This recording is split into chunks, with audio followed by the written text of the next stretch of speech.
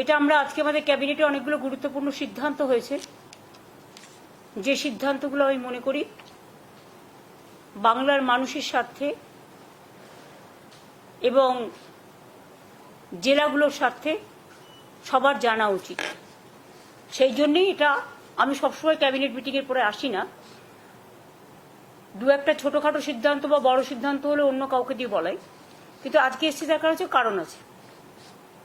আজকে আমাদের ক্যাবিনেট মিটিংয়ে আপনারা জানেন আমরা দ্রুত শিল্পায়ন আমাদের একটা লক্ষ্য আছে, এবং মোর অ্যান্ড মোর কর্মসৃষ্টি, যেটা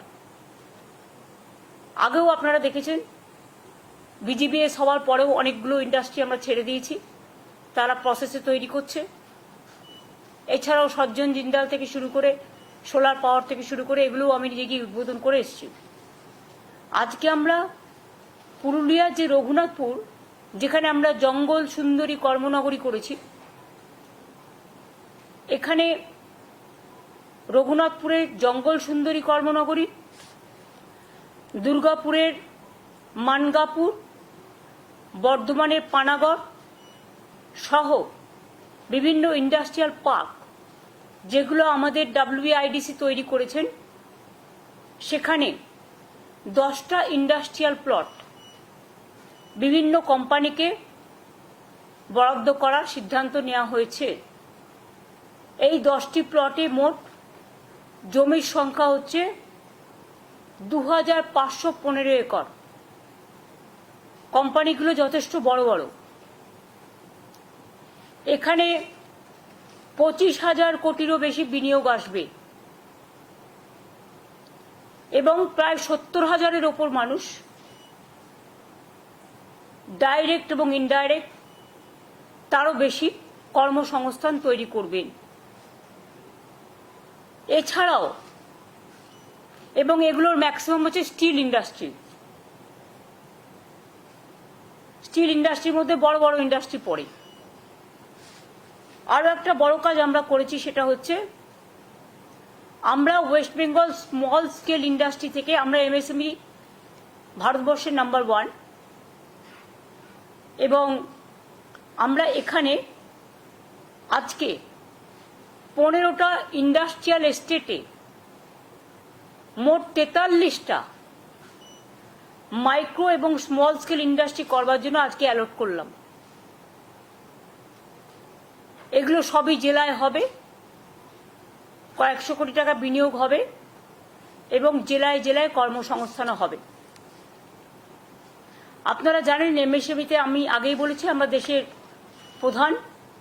এখানে প্রায় 90 লক্ষ ইউনিটে আমাদের 1,40,00,000 মানুষ কাজ করেন। 660টার বেশি ক্লাস্টার আগেই ছিল। আরও অনেকে জমি চাইছেন। বেঙ্গলে ইন্ডাস্ট্রিয়াল গ্রোথ ভীষণ চাহিদা আছে। আমরা যতটা পারছি প্রসেসগুলো করে, জমিগুলো দেখে, ক্রস চেক করে, সময় নিয়ে সব জায়গা থেকে ক্লিয়ারেন্স করে তারপরে করছি। এছাড়াও আপনারা জানেন যে আমি বলেছিলাম যে এছাড়াও আমরা বলেছিলাম যে আমরা 23টা জেলায় সেলফ হেল্প গ্রুপের নিজের কাজ বিক্রি করবার জন্য আমরা 23টা জেলায় 23টা শপিং মল করব। শপিং মল বা big market, this type of. Government 1 acre জমি জমি বিনা পয়সায়, প্রাইভেট পার্টি তারা বিল্ডিং করবে এবং সেখানে 2টো ফ্লোর আমি জমি দিচ্ছি বলে আমাদের সেলফ হেল্প গ্রুপকে বিনা পয়সায় দিতে হবে। 2টো ফ্লোর আমরা পুরো সেলফ হেল্প গ্রুপ লোকাল জেলায় যে জিনিসপত্রগুলো হাতে তৈরি করে তারা অনেক সময় মার্কেট পান না, এটা পার্মানেন্ট একটা মার্কেট পেয়ে যাবে। 23টা জায়গার মধ্যে 23টা জেলার মধ্যে আমরা আজকের নিয়ে আমাদের 23টার মধ্যে 11টা জায়গা আমরা ক্লিয়ার করে দিয়েছি। এরপরে প্রসেস হচ্ছে যা যা সিস্টেমে হবার সেগুলো হবে। আরও 12টা প্রসেসে আছে। এটা হয়ে গেলেও সব জেলাগুলো কভার হয়ে যাবে। আজকে যে জেলাগুলো ক্লিয়ার করা হয়েছে, পুরুলিয়া জেলা, দার্জিলিং জেলা, বাঁকুড়া জেলা, কুচবিহার জেলা, হাওড়া জেলা, জলপাইগুড়ি জেলা, ঝাড়গ্রাম জেলা, মুর্শিদাবাদ জেলা, পশ্চিম মেদিনীপুর জেলা, উত্তর দিনাজপুর জেলা, বাদবাকি জেলাগুলোতেও প্রত্যেকটা হবে। আশা করি আগামী নেক্সট ক্যাবিনেট মিটিংয়ে অন্যান্যগুলো আমরা নিয়ে আসতে পারবো। এছাড়াও দীঘায় যেহেতু একটা জগন্নাথ ধাম হয়েছে বড়, ওখানেও অনেকে কেনাকাটা করতে চায়, বা ইন্টারন্যাশনাল ন্যাশনাল মার্কেট আছে, স্টেটের মার্কেটও আছে, লোকাল মার্কেটও আছে। ওখানেও একটা ভালো জমি আমরা খুঁজছি, পেয়ে গেলে ওখানেও একটা বড় বাজার আমরা তৈরি করে দেবো। এছাড়াও আর একটা ভালো জিনিস যেটা আপনারা শুনলে খুশি হবে, যে আমরা হিডকো থেকে, এটা আমার অনেকদিন, যেমন আমি ইন্টারন্যাশনাল কনভেনশন সেন্টার করেছিলাম যখন আমরা, সেখানে এখন সবাই সারা পৃথিবীর মানুষ এসে কনভেনশন করে, সাথে হোটেলও আছে। তেমনি আমরা দীঘাতেও করে দিচ্ছি ইন্টারন্যাশনাল কনভেনশন সেন্টার, শিলিগুড়িতেও পরে একটা হবে। যেমন আমাদের বিশ্ববঙ্গ মেলা প্রাঙ্গণও তৈরি হয়েছে বিশ্ববাংলা, আপনারা জানেন, সেটা সায়েন্স সিটির অপোজিটে। ইকো ট্যুরিজম পার্ক থেকে শুরু করে, ওয়াক্স মিউজিয়াম থেকে শুরু করে, আলিপুর মিউজিয়াম থেকে শুরু করে অনেক কাজই আমরা করেছি। কালীঘাটের স্কাই ওয়াক থেকে শুরু করে, দক্ষিণেশ্বর থেকে শুরু করে, তারকেশ্বর থেকে শুরু করে, ডেভেলপমেন্ট, ফুল্লরা মন্দির থেকে শুরু করে, নলাটেশ্বরী থেকে শুরু করে, তারাপীঠ থেকে শুরু করে, লোকনাথ মন্দির থেকে শুরু করে, কচুয়া ধাম, চাকলা থেকে শুরু করে, অনুকূল ঠাকুর থেকে শুরু করে, সব জায়গাতে যে যেভাবে আমাদের রিকোয়েস্ট করেছে, স্বামী বিবেকানন্দের বাড়ি থেকে শুরু করে, নিবেদিতার বাড়ি থেকে শুরু করে, যেখানে যা প্রয়োজন আমরা করেছি। আজকে আর একটা আমি অ্যানাউন্স করতে যাচ্ছি, যেটা আপনাদের আর একটা গর্বের জিনিস হবে, বাংলা পাবে ভবিষ্যতের জন্য। সেটা হচ্ছে, আমরা হিডকোর সাথে পিপিপি মডেল, এই মডেলে নিউ টাউন এলাকায় প্রায় 25 একর জমিতে একটি international information technology, entertainment and cultural park তৈরি করতে যাচ্ছি। কারণ মনে রাখবেন, ওয়ার্ল্ড ট্যুরে যারা বিভিন্ন ইনোভেশন বলুন, এন্টারটেনমেন্ট বলুন, ক্রিয়েটিভিটি বলুন, কালচারাল প্রোগ্রাম বলুন, নানা রকম প্রোগ্রাম করেন, এবং লেজার এবং এন্টারটেনমেন্ট ইন্ডাস্ট্রিও খুব বড় industry. Concert economy is a innovative idea নাওয়াডেজ। সমস্ত এক্সিবিশন, ইনফ্রাস্ট্রাকচার সবই করা হয়েছে এখানে। কাজে এটা একটা আন্তর্জাতিক মানের পার্ক হলে, আর 25 একর জমি মানে বিরাট জমি। এটার আমরা নাম দিচ্ছি, ইংরেজিতে হচ্ছে international information technology entertainment and cultural park, শর্টে আমরা যেটাকে বলবো আইআই টেক, মানে আইটেক, ডবল আই হবে।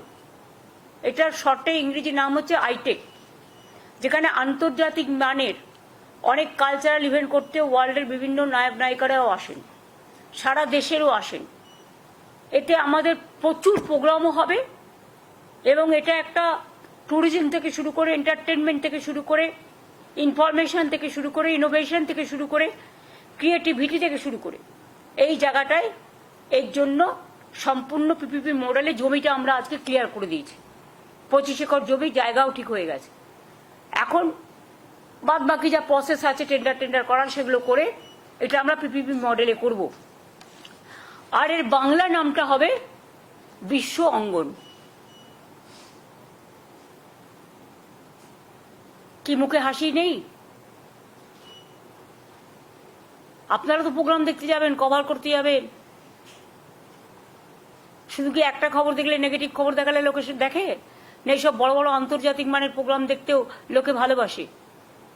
আমার কাছে অনেকদিন ধরেই এর একটা ডিম্যান্ড ছিল, কিন্তু এক লব্ধে কলকাতার কাছাকাছি 25 একর জমি খুঁজে পাওয়া, এত কিছু করার পর, ইট ওয়াজ এ ম্যাটার। তাই আমরা বিডিএবিএস এর পর থেকে এটা খুঁজতে চেষ্টা করি, এবং আজকে এটা আমরা সফল হয়েছি। আমরা জমিটা ক্লিয়ার করে দিয়েছি। এরপর আমাদের পিপিপি মোডে আমরা টেন্ডারে যাব, বা যা প্রসেস আছে তাতে যাব। তাহলে ইংরেজিতে শর্টের নাম হচ্ছে আইটেক পার্ক, আই ডবল আই, যেহেতু ইন্টারন্যাশনাল আছে, ইনফরমেশন আছে, আর টিতে টি আছে, এন্টারটেনমেন্ট আছে ই, আর কালচারালে সি আছে। সুতরাং ইংরেজিতে শর্টেস্ট ফর্ম হচ্ছে আইটেক পার্ক, আর বাংলা এটার নাম হবে বিশ্ব অঙ্গন। হয়েছে? এছাড়াও আচ্ছা, মাইক্রো তো বলে দিচ্ছি। তাছাড়াও আর একটা আছে, যেটা হচ্ছে আমরা বলেছিলাম যে বিশেষ করে গ্রুপ সি গ্রুপ ডি যারা মাইনে পাচ্ছে না, তাদের সংসার চালাতে খুবই অসুবিধে হচ্ছে, এবং কোর্টে যেহেতু কেসটা পেন্ডিং আছে, সাবজুডিস আছে, আমরা রিভিউ করেছি, অ্যাপ্লিকেশন করেছি রিভিউয়ে। যখন কেস হবে তখন মাননীয় আদালত যা আমাদের আদেশ দেবেন সেভাবেই আমরা করব, কিন্তু ততদিন এই সংসারগুলো কি করে চলবে? তাই আমরা যে সিদ্ধান্ত আপনাদের জানিয়েছিলাম একটা মিটিংয়ে, যে আমরা গ্রুপ সিকে আমরা এর জন্য একটা স্কিম তৈরি করেছি। কারণ এখানে তো কথায় কথায় পিল খায় সব।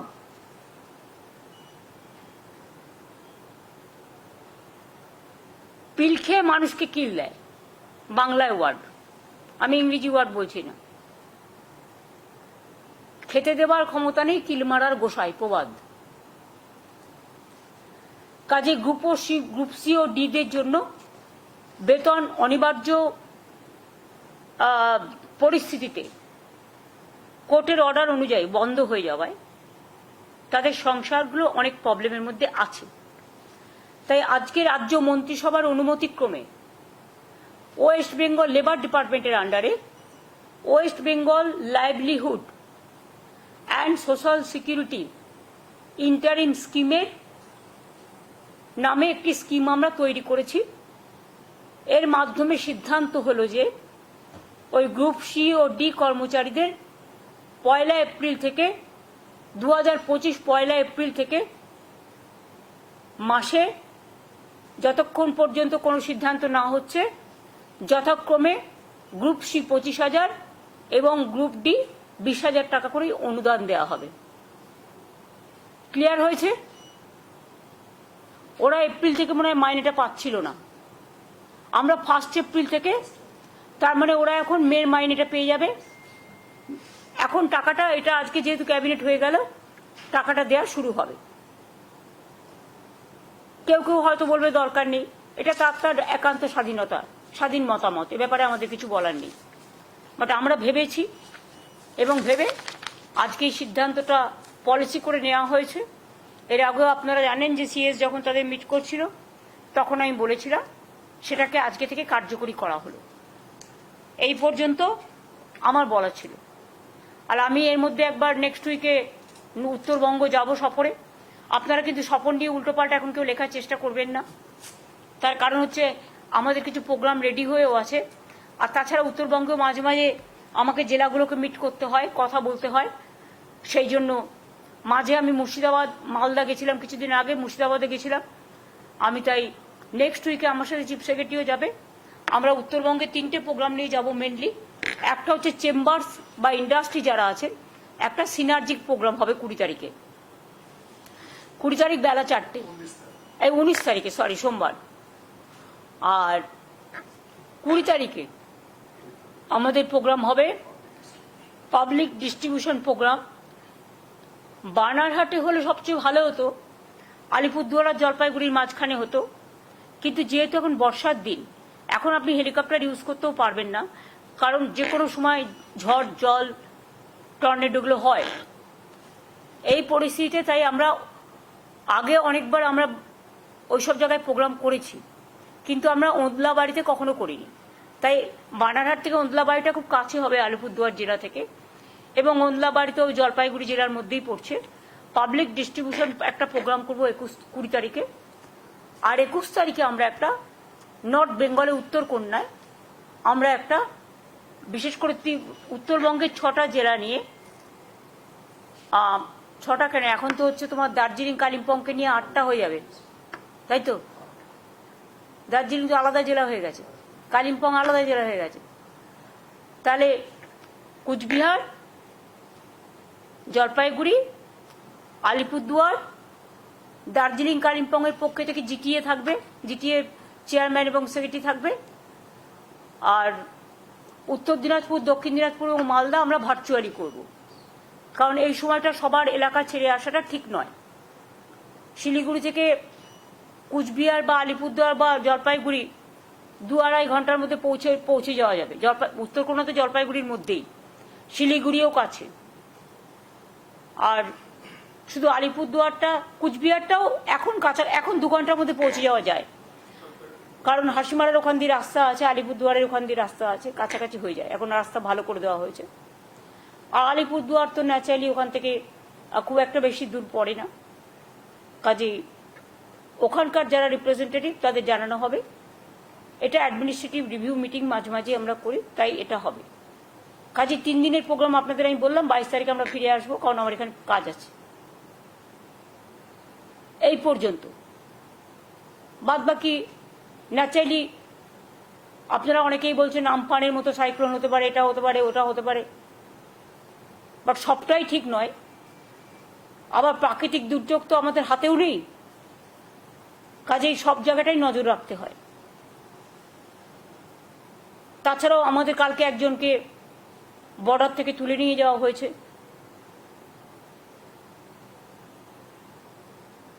যদিও তার নিজের জমিতে সে চাষ করছিল। আমি এটা সিএসকে বলবো প্রপার জায়গায় কথা বলতে। এ নিয়ে আমি আর অন্য কিছু বলতে চাই না। আমরা আমাদের সেনাবাহিনীর সকলকে সলিডারিটি জানাচ্ছি, অভিনন্দন জানাচ্ছি।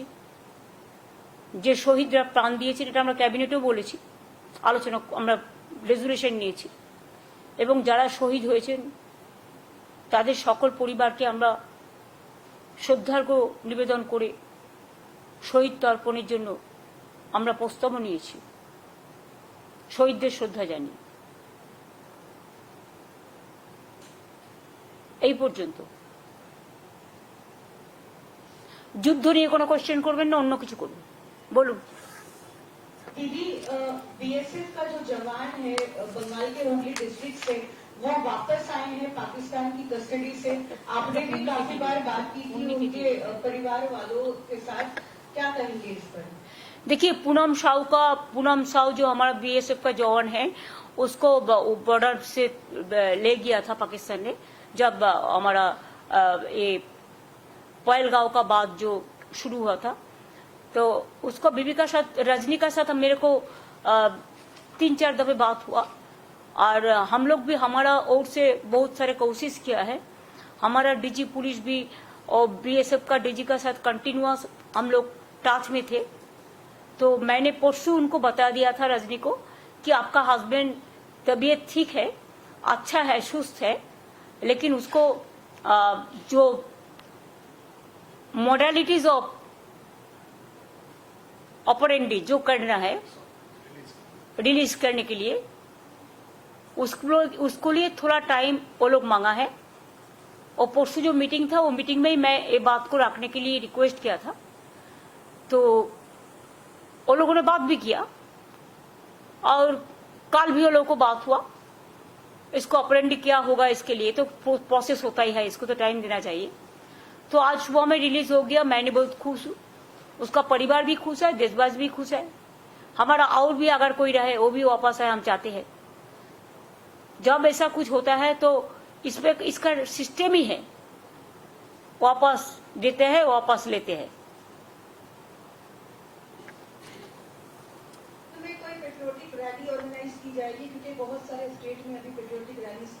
That our party is doing, yes.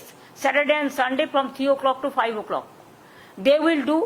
It is to give pay the solidarity to the Jawans, and number 2, condolences for the brave Jawans who sacrificed their life for the country, the motherland.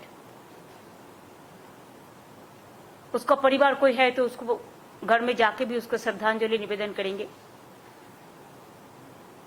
हम political ओर से बात को नहीं देखते हैं, बहुत सारे लोग देख रहे हैं। आप लोगों ने देखा, आज तक मैं कोई टिप्पणी भी नहीं काटा, मैं मेरे को पार्टी को भी नहीं कहने दिया, गवर्नमेंट का साइड में से भी कोई कुछ नहीं बोला।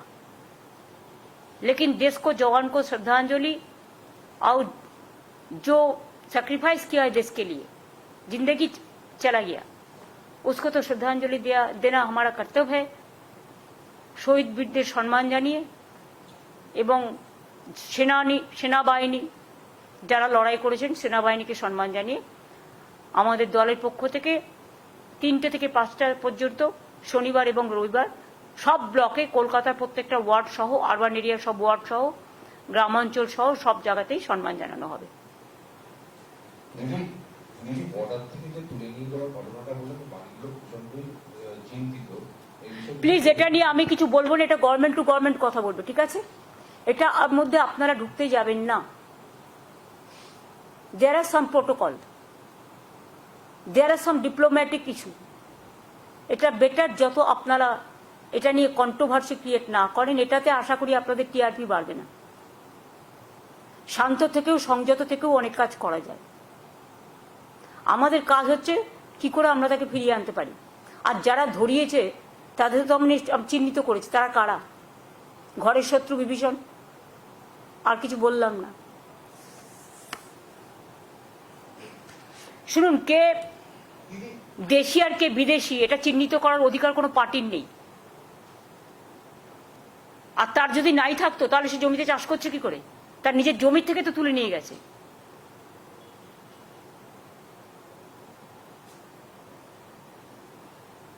আর তুলে দিয়েছে কারা? খোঁজ নিন ভালো করে, তাহলে দেখবেন টিআরপিটা বাড়বে যদি সত্যি কথা বলে। হ্যাঁ ঠিক আছে, বলুন।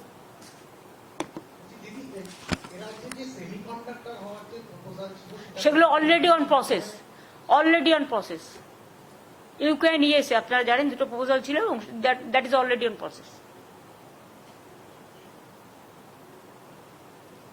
একটু শিল্পটাকে ঘিরে এই যে শিল্পের একটা আলয় তৈরি হয়েছে, সবসময় আমি দেখি নেগেটিভিটি এত বেশি আপনাদের মধ্যে। সরি, আমি সবাইকে বলছি না,